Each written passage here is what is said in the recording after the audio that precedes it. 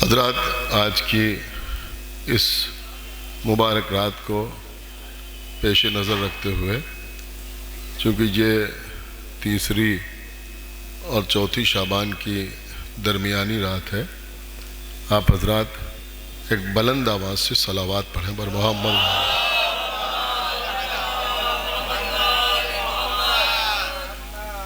اعوذ باللہ من الشیطان اللعین الرجیم، بسم اللہ الرحمن الرحیم۔ الحمدللہ الذی ہدانا لہذا وما کننا لنہتدی لولا ان ہدانا اللہ، لقد جاءت رسل ربنا بالحق، الصلاة والسلام علی سیدنا و نبینا و شفیعنا و مولانا و مولا الثقلین جد الحسن والحسین ابی القاسم محمد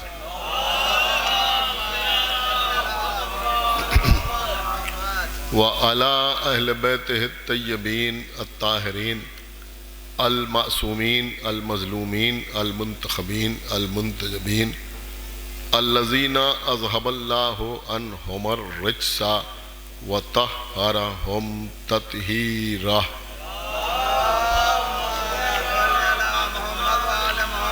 وَلَعْنَةُ اللَّهِ عَلَىٰ أَعْدَائِهِمْ وَقَتَلَتِهِمْ وَغَاصِبِي حُقُوقِهِمْ وَمُنْكِرِي فَضَائِلِهِمْ وَمَصَائِبِهِمْ أَجْمَعِينَ مِنَ الْآنِ إِلَىٰ يَوْمِ الدِّينِ اللہم عذبہم عذابا یستغیث منہ اہل النار، آمین رب العالمین۔ اما بعد فقد قال رسول اللہ صلی اللہ علیہ وآلہ وسلم، حسین منی وانا من الحسین، احب اللہ من احب حسینا وابغض اللہ من ابغض حسینا وحسین سبتم من الاسباط۔ صلوات پر محمد وآلہ۔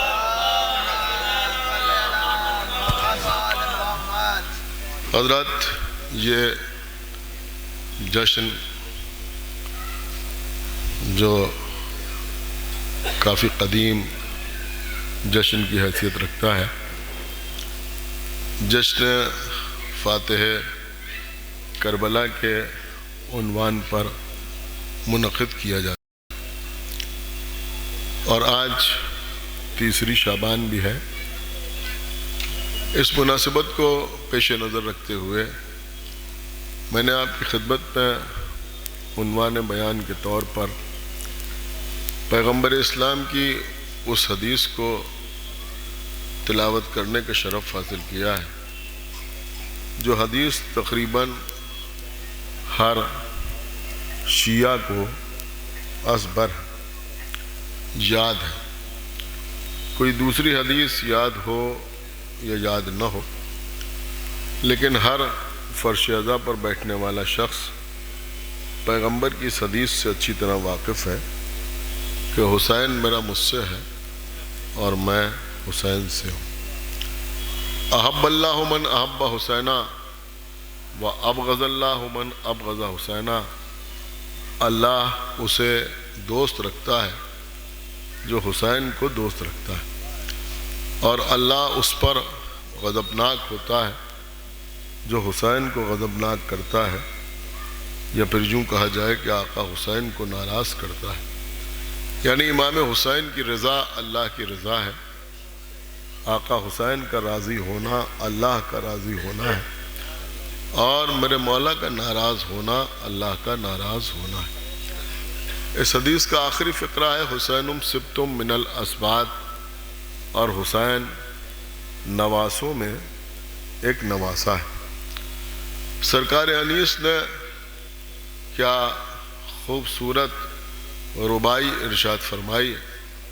وہ فرماتے ہیں کہ قانون شریعت کا شناسہ ایسا، قانون شریعت کا شناسہ ایسا، کوثر بھی تصدق ہو وہ پیاسا ایسا، کوثر بھی تصدق ہو وہ پیاسا ایسا، کیوں فخر سے جھومے نہ رسول عربی، تقدیر سے ملتا ہے نواسا ایسا۔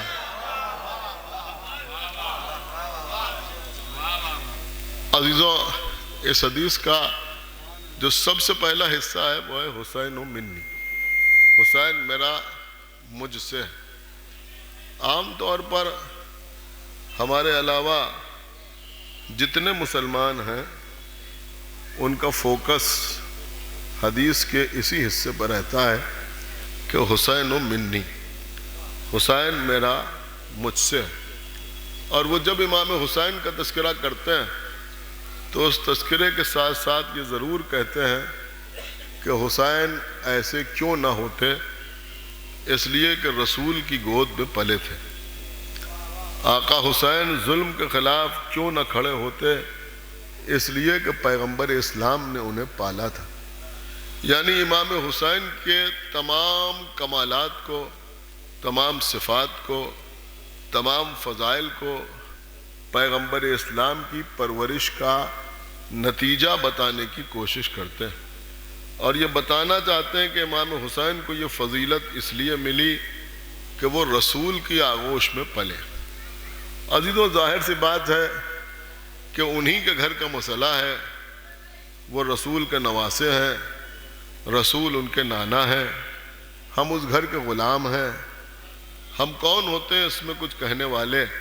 لیکن ایک بات ضرور آپ کی خدمت میں عرض کریں گے کہ سارے مسلمانوں کو حق ہے کہ وہ امام حسین کے تمام فضائل کا کریڈٹ پیغمبر اسلام کی پرورش کو دیں کہ پیغمبر نے پالا ایسے، پیغمبر نے پرورش ایسے کی کہ امام حسین کربلا کے میدان میں باطل سے ٹکرا گئے۔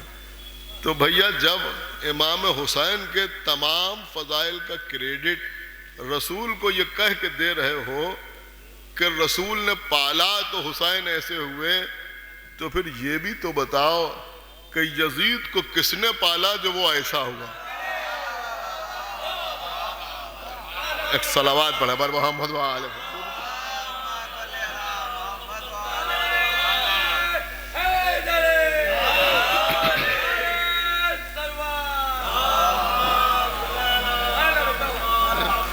اگر یزید جواری تھا تو کس نے پالا جب وہ جواری بنا؟ یزید شرابی تھا تو کس نے پالا جب وہ شرابی بنا؟ یزید اگر شریعت کا مذاق اڑاتا تھا تو کس نے پرورش کی جو وہ ایسا بنا؟ یزید اگر کتوں اور بندروں کے ساتھ رہتا تھا تو کس نے پالا جو یزید ایسا بنا؟ عزیزوں، یہ بات بھی سمجھنا نہایت ضروری ہے، لیکن اس کے ساتھ ساتھ اول آپ کی خاموشی کو تھوڑا سا توڑنے کے لیے ایک جملہ عرض کر دوں کہ بھئی حسین کے لیے تو یہ کہہ رہے ہو کہ حسین رسول کی گود میں پلے تو حسین بنے، تو پھر محمد کے لیے بھی بتاؤ کہ کس کی گود میں پلے جو رسول بنے۔ ایک صلوات اور پڑھیں بر محمد وآلہ۔ کس کی گود میں پلے جو رسول بنے۔ بہرحال عزیزوں، یہ ذات ہے آقا حسین سرکار سید الشہداء امام حسین علیہ السلام کی۔ دیکھیں، یہ جشن ہے، 3 شعبان ہے، لیکن آج کل کیونکہ سوشل میڈیا کا زمانہ ہے اور لوگ سوشل میڈیا پر بڑی بد زبانیاں کر رہے ہیں، طرح طرح کے ویڈیوز آ رہے ہیں، لہذا جواب دینا بھی ہمارے لیے ضروری ہے۔ دیکھیں، حسین منی وانا من الحسین، حسین میرا مجھ سے ہے، میں حسین سے ہوں۔ دیکھیں، قبلہ میں مصائب نہیں پڑھ رہا ہوں، میں بھی تھوڑا سا اپنے جذبات پر قابو کرتا ہوں، اور آپ بھی تھوڑا سا صبر کے ساتھ سماعت فرمائیں۔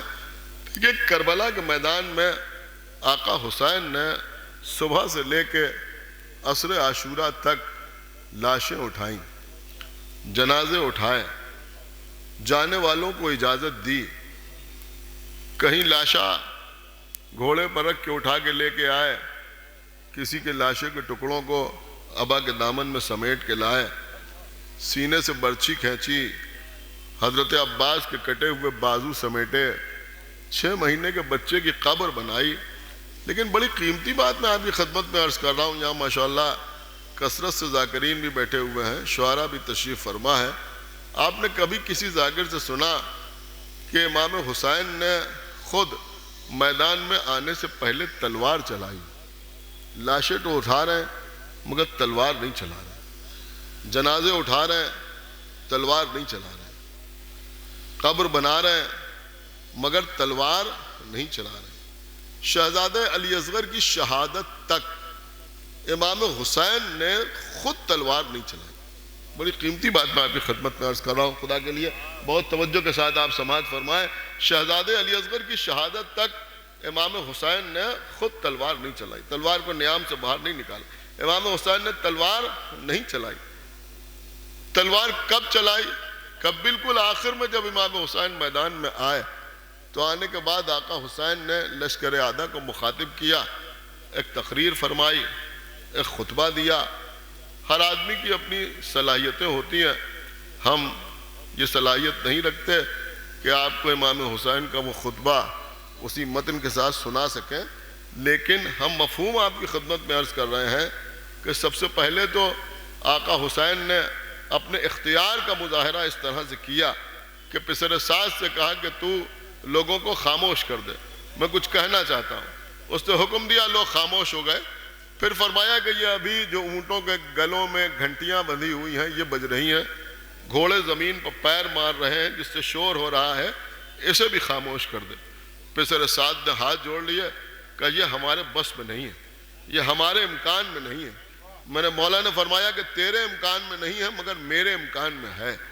جو کہہ کے ایک مرتبہ نظر ڈالنا شروع کی، جدھر جدھر آقا حسین کی نظر جاتی تھی ادھر ادھر اونٹ اس طرح سے ساکت ہو جاتے تھے کہ ان کے گلوں میں بندھی ہوئی گھنٹی کوئی آواز نہ کرے۔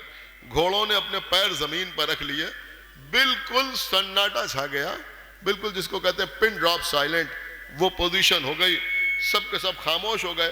اب میرے آقا نے اپنا خطبہ ارشاد فرمایا۔ اس خطبے میں کیا کہا؟ امام حسین فرما رہے تم مجھے کیوں قتل کر رہے ہو؟ کس لیے مجھے قتل کر رہے ہو؟ یہی سب تو آپ سنتے ہیں نا، مجھے مدینے واپس چلا جانے دو، میں واپس چلا جاؤں، مجھے اپنی حکومت کی سرحد سے باہر چلا جانے دو، جو آپ سنتے ہیں کہ مجھے ہندوستان چلا جانے دو۔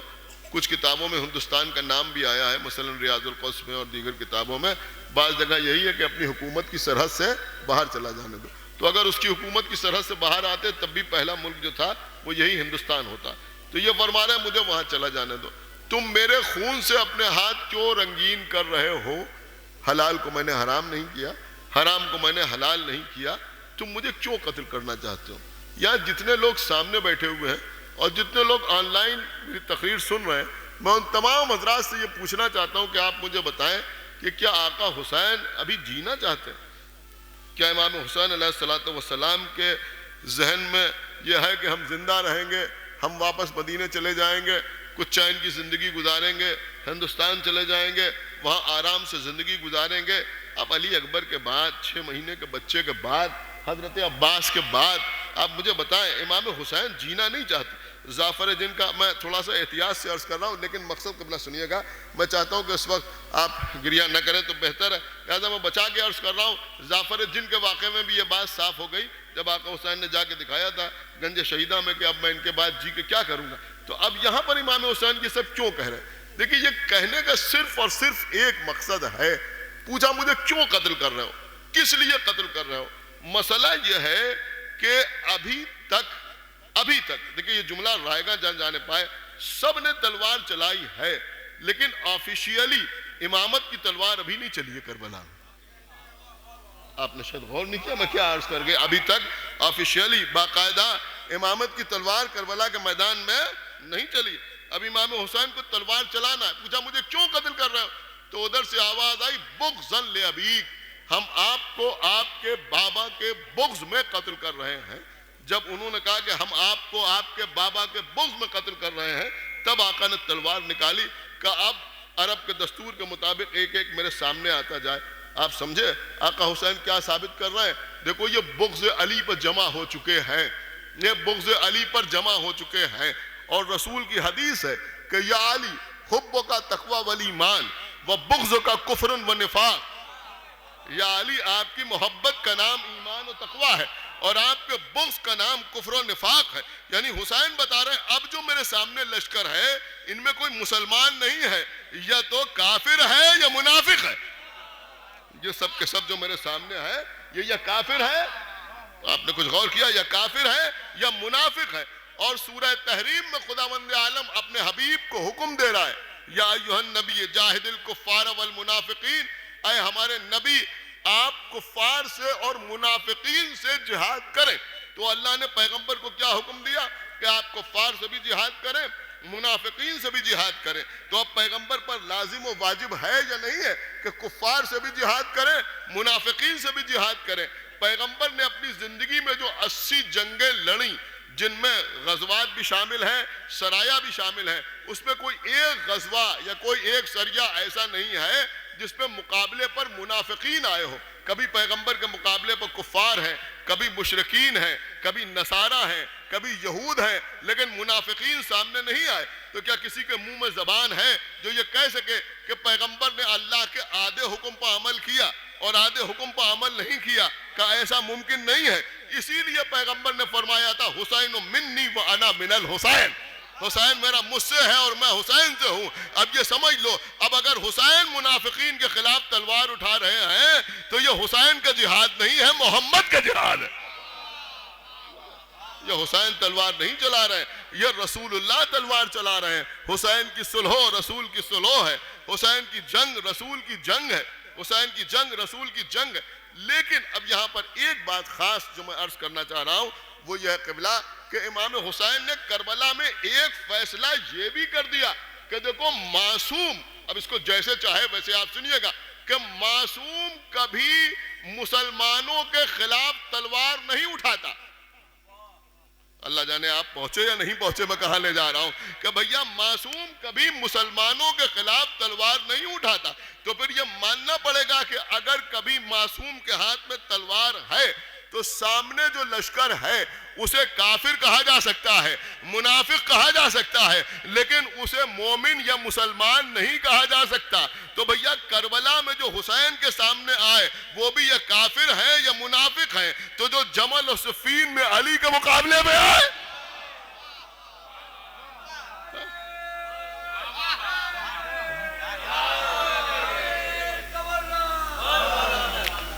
جو لوگ جنگ جمل میں یا جنگ صفین میں مولا علی کے مقابلے پہ آ رہے ہیں ان کو بھی یا کافر کہا جائے گا یا منافق کہا جائے گا. اب آپ مجھے انصاف سے بتائیں کہ جب صفین میں آنے والوں کو مسلمان نہیں کہا جا سکتا، مسلمان نہیں کہا جا سکتا، تو پھر حاکم شام کو امیر المومنین کیسے کہا جا سکتا ہے؟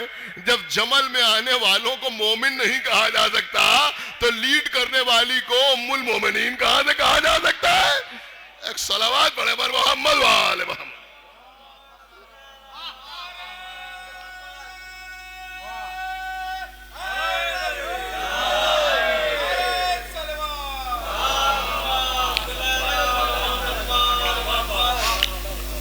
بس عزیزوں، میں نے بات کو تمام کیا تو یہ امام حسین علیہ الصلوۃ والسلام ہے جو کربلا کے میدان میں اپنا بھرا ہوا گھر قربان کر کے اللہ کے دین کی حفاظت کر رہے ہیں. دیکھیں عزیزوں، شاید ہم کبھی کبھی خود اپنی اہمیت کو سمجھتے نہیں. آپ اللہ کا جتنا شکر ادا کریں اتنا کم ہے کہ آپ شیعہ. شرمایا نہ کیجئے کہ آپ شیعہ ہیں. کسی نے پوچھا کہ آپ کون ہیں، آپ نے کہا مسلمان ہیں. نہیں، کہیے کہ ہم شیعہ ہیں. اس طرح سے سینے پر ہاتھ مار کے کہیے کہ ہم شیعہ ہیں کہ سامنے والا شرما جائے کہ وہ شیعہ کیوں نہیں. دیکھیں قبلہ، کانفیڈنس پیدا کرنے کی ضرورت ہے. یہ تھوڑے سے بزنس کے لیے، دکان چلانے کے لیے، عہدہ حاصل کرنے کے لیے، منصب حاصل کرنے کے لیے، سمجھ رہے ہیں آپ، سیاست میں کوئی منزل پانے کے لیے یہ جو لوگ اپنے تشیع کو چھپاتے ہیں یہ صرف نعرے لگانے تک محدود رہ جاتے ہیں. ایک صلوات اور پڑھیں محمد و آل محمد. سمجھ رہے ہیں آپ میں کیا عرض کر رہا ہوں؟ آپ کو معلوم ہے آپ کے چھٹے امام نے کیا فرمایا؟ آپ کے چھٹے امام نے ارشاد فرمایا ہے کہ جب تمہاری روح کھچ کے، اصول کافی میں کہ باقاعدہ امام نے اپنے حلق کی طرف اشارہ کیا اور فرمایا کہ جب تمہاری روح کھچ کے تمہارے حلق تک آ جائے گی، حلق تک آ جائے گی، تب تمہاری سمجھ میں آئے گا کہ تشیع کی فضیلت کیا ہے. سمجھ رہے ہیں؟ تب تمہاری سمجھ میں آئے گا کہ شیعت کیا ہے، تب تمہیں سمجھ میں آئے گا کہ ولایت امیر المومنین کس شے کا نام ہے۔ آپ جتنا اللہ کا شکر ادا کریں اتنا کم ہے۔ کیا صرف مسلمانوں کے پیارے ہیں حسین؟ چرخے نوئے بشر کے تارے ہیں حسین، انسان کو بیدار تو ہو لینے دو، ہر قوم پکارے گی ہمارے ہیں حسین۔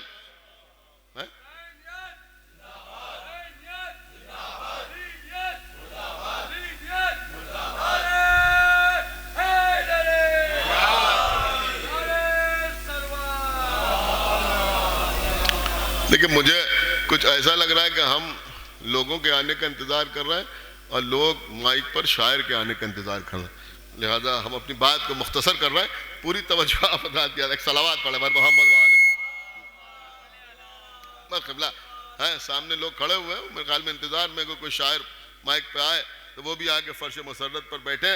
میں عرض کر رہا ہوں عزیزوں کہ خدا کے لیے سمجھیے، یہ محفلیں، یہ مقاصدیں، یہ مدح اہل بیت، یہ سب کے مقدر میں نہیں ہے۔ آپ سمجھ لیجئے، یہ سب کے مقدر میں نہیں ہے۔ بڑے بڑے نام جو مشاعرے لوٹنے والے ہیں، وہ بھی جب مدح اہل بیت کی منزل پہ آتے ہیں تو اگر ادھر سے عطا نہیں ہوتی تو کوئی توفیق نہیں ہوتی۔ آپ سمجھیے، دیکھیں قبلہ ہر قوم پکارے گی ہمارے حسین، کون کہہ رہا ہے؟ جوش والی آبادی، انسان کو بیدار تو ہو لینے دو، ہر قوم پکارے گی ہمارے حسین۔ آج آپ دیکھ رہے ہیں تقریباً ویسے ہی ماحول ہے نا، لوگ کہہ رہے ہیں حسین ہمارے ہیں، یہودی کہہ رہے ہیں حسین ہمارے ہیں، عیسائی کہہ رہے ہیں حسین ہمارے ہیں، مسلمانوں کا بھی ہر فرقہ کہہ رہا ہے نہیں حسین ہمارے ہمارے ہمارے ہمارے، ہر ایک یہی کہتا ہے نا کہ امام حسین ہمارے۔ بھئی جوش ولی آبادی کی ربائی ہے، کون اس کی اہمیت سے انکار کر سکتا ہے؟ لیکن میں ایک بات ضرور آپ کی خدمت میں عرض کروں گا کہ جب کوئی کسی بڑی منزل پر فائز ہوتا ہے تو اس سے تو ہر آدمی اپنا رشتہ جوڑنے کی کوشش کرتا ہے، اس سے تو ہر آدمی اپنا رشتہ جوڑنے کی کوشش کرتا ہے، ہر آدمی اس سے اپنا رشتہ جوڑنے کی کوشش کرتا ہے۔ وہ سوچتا ہے صاحب ہمارے گھر میں کوئی بڑا پروگرام ہو تو ان کو بلا لیا جائے، اس لیے کہ ہمارا ان سے یہ رشتہ ہے، بہت توجہ ہے، تاکہ دنیا کے اوپر کچھ ہمارا روب و داب غالب آ جائے۔ آپ نے سنا ہوگا کسی منسٹر کا تذکرہ ہوا، انہوں نے کہا وہ ہمارے چچا ہوتے ہیں، خود ڈیفائن نہیں کر پائیں گے کیسے چچا ہوتے ہیں، لیکن بتائیں گے کہ ہمارے چچا ہوتے ہیں، وہ ہمارے ماموں ہوتے ہیں۔ سن رہے ہیں آپ؟ بادشاہ صاحب ملاحظہ فرمائیے گا، وہ کون ہے؟ انہوں نے کہا وہ ہمارے پھوپھا کے بھائی ہیں۔ ایک صلوات پڑھا پر محمد و آل محمد۔ یعنی آپ غور کریں کہ ایسے ایسے رشتے لوگ بتاتے ہیں، فلاں کون ہے؟ انہوں نے کہا وہ ہماری بہن کے سسرالی ہوتے ہیں، وہ ہمارے بھائی کا سمدھیانہ ہے وہاں۔ غور کیجیے عزیزو، اگر کچھ نہیں ملتا میں کہا وہ ہمارے وطن کے ہیں، وہ ہمارے گاؤں کے ہیں، وہ ہمارے علاقے کے ہیں۔ دیکھیں خوش ہونے کی رات ہے، لہذا آپ تھوڑا سا مسکرا بھی دیں تو بہتر ہے، کوئی مسئلہ نہیں ہے۔ آخر میں یہاں تک ہو جاتا ہے تو میں کہا وہ ہماری طرف کے ہیں، ہوتا نہیں ہوتا؟ میں کہا بھائی وہ ہماری طرف کے ہیں۔ اب جو ہماری طرف کے ہیں وہ ہمیں جانتے نہیں پہچانتے نہیں، لیکن ہم چار آدمیوں کے بیچ میں بیٹھ کے کہنے کہ نہیں وہ ہماری طرف کے ہیں، تو آدمی ہر بڑے آدمی سے رشتہ جوڑنے کی کوشش کرتا ہے، لیکن فائدہ اس سے نہیں ہوتا کہ ہم کسی بڑے آدمی سے رشتہ جوڑیں۔ دیکھیں میری بات کو رائے گا نہ جانے دیجیے گا، فائدہ تب ہوتا ہے کہ جب کوئی بڑا آدمی یہ کہے کہ یہ ہمارے ہیں۔ نہیں آپ کہیں پہنچے نہیں، میں کیا عرض کر رہا ہوں بھائی، خدا کے لیے تھوڑا بیدار ہو۔ یہ مسئلہ یہ نہیں ہے، سنیا، مسئلہ یہ نہیں ہے کہ ہم کہیں کہ وہ ہمارے ہیں، مسئلہ یہ ہے کہ وہ کہیں کہ یہ ہمارا ہے۔ فائدہ تو تبھی ہے نا، ورنہ کہنے سے کیا ہوتا ہے؟ سارے ہر قوم پکارے گی ہمارے ہیں حسین، جس کا جی چاہے وہ کہتا رہے کہ حسین ہمارے ہیں، حسین ہمارے ہیں۔ حسین تو بے شک چرخ نوع بشر کے تارے ہیں تو ہر آدمی کہے گا حسین ہمارے ہیں، رسول کے نواسے ہیں تو ہر آدمی کہہ رہا ہے کہ حسین ہمارے ہیں، انسانیت کو بچانے والے ہیں تو ہر آدمی کہہ رہا ہے کہ حسین ہمارے ہیں، حسین کعبے کے شہزادے ہیں، ہر آدمی کہے گا کہ حسین ہمارے ہیں، مدینے کے وارث ہیں، ہر آدمی کہے گا حسین ہمارے ہیں، بطول کے بیٹے ہیں، ہر آدمی کہے گا کہ حسین ہمارے ہیں، کربلا کے میدان میں اسلام بچانے والے ہیں، ہر آدمی کہہ رہا ہے کہ حسین ہمارے ہیں۔ لیکن ہر ایک کے کہنے سے اسے کوئی فائدہ ہونے والا نہیں ہے۔ آپ اللہ کا جتنا شکر ادا کریں اتنا کم ہے کہ ہر قوم یہ کہہ کے خوش ہو رہی ہے کہ حسین ہمارے ہیں، اور کربلا میں حسین کہہ رہے ہیں بیٹا سید سجاد ہمارے شیعوں کو ہمارا سلام کہہ دینا۔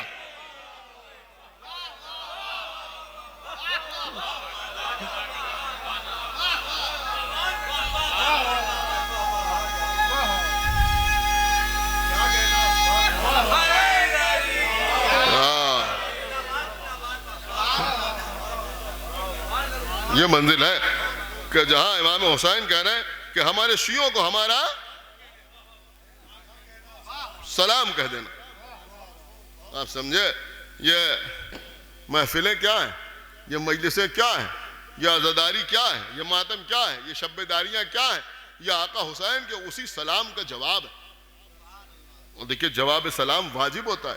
جب کسی محفل میں آپ کو بلایا جائے تو آئیے ضرور، مجلس میں آواز دی جائے تو آئیے ضرور۔ اور عزیزوں دل میں درد ہوتا ہے، لہذا کہنے کو جی چاہتا ہے کہ عجیب و غریب بات ہے قبلہ کہ ہم بچپن سے نماز بھی پڑھ رہے ہیں، مجھے معاف کیجیے گا، اور بچپن سے مجلسوں میں بھی جا رہے ہیں۔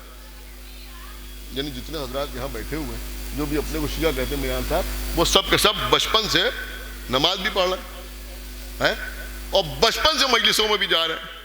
لیکن افسوس اس بات پر ہوتا ہے کہ آج بھی اگر کسی جنازے کی نماز ہو رہی ہو تو دو چار لوگ چیخ چیخ کر کہتے ہیں کہ صفیں درست کر لیجیے۔ دیکھیے ہم بھی ڈرانے والی پڑھ سکتے ہیں، ایک صلوات پڑھے پر محمد۔ آپ نے غور کیا یا نہیں غور کیا؟ میں غلط تو نہیں عرض کر رہا ہوں، یعنی بچپن سے نماز پڑھنے کے عادی ہیں لیکن آج بھی اس وقت بھی کہا جاتا ہے ان کا بھائی صفیں درست کر لی جائیں۔ پہلے سے کیوں نہیں درست ہوتے؟ کیوں کسی کو کہنا پڑتا ہے کہ صفیں درست کر لی جائیں؟ اس کا مطلب یہ ہوا کہ آج تک نماز میں صف بنانا نہیں آیا۔ مجھے بالکل آپ معاف کریں، ہمارے دل کا درد ہے، ہم کہیں گے ضرور۔ یہی مسئلہ یہاں بھی ہے کہ آج بھی ذاکر ممبر پر بیٹھتا ہے، کہا ذرا آگے تشریف لے آئیے۔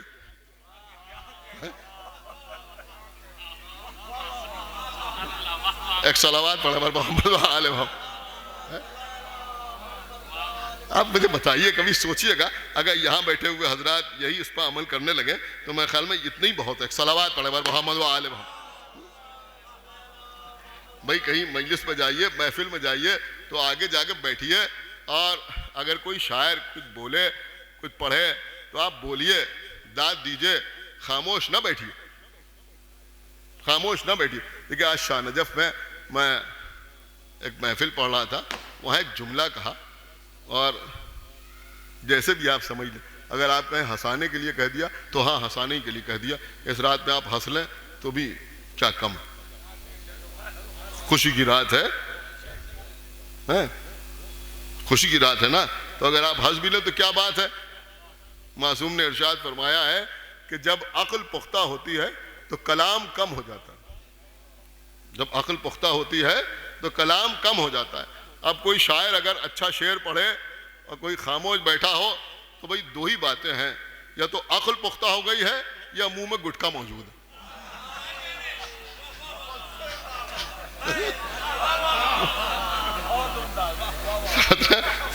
ایک صلوات اور پڑھے پر محمد و آل محمد۔ اب آپ بتائیں کہ ذکر اہل بیت کے لیے تھوڑی دیر کے لیے آپ اس طرح نہیں بیٹھ سکتے کہ ساجد بھائی کی طرح نعرے لگائیں؟ ایک صلوات پڑھے پر محمد و آل محمد۔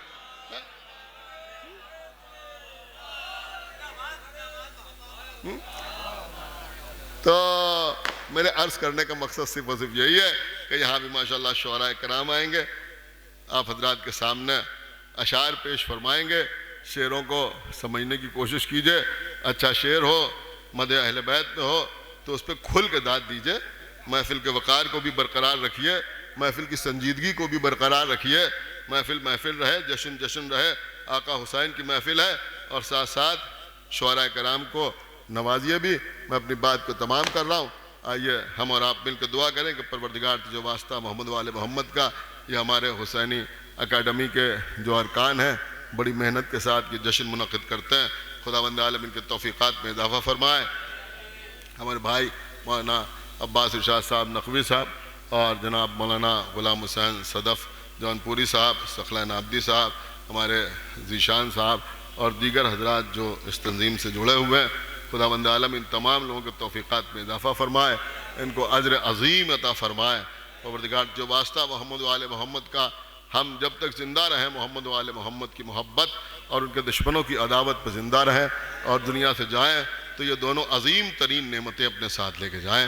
شعراء کے استقبال کے لیے ایک بآواز بلند صلوات پڑھیں بر محمد و آل